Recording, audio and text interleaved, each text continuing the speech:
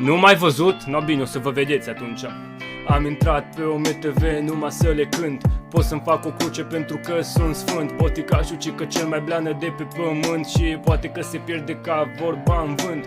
Bună seara, frate, domnișoara, surioru. Ca să vezi că vin aici și la toți le dau omorul. Când apar pe MTV mă susține și poporul. Boticașul vine și dă cu piciorul. Mă știi de pe TikTok, nu le dau pe engleză. Că băiatul din spate are cea mai bleană freză. Știi de ce? Că vin aici care e reproșul. Dă din mână ca mine că s-a îmbrăcat în roșu. Ce să zic, frate, știi că lirica e belea. Îmbrăcat în roșu, cred că așa e și gagică ta. Ca să mă înțelegi că vin, frate, care este tripul. Îmbrăcat în roșu la modul că e pe ciclu.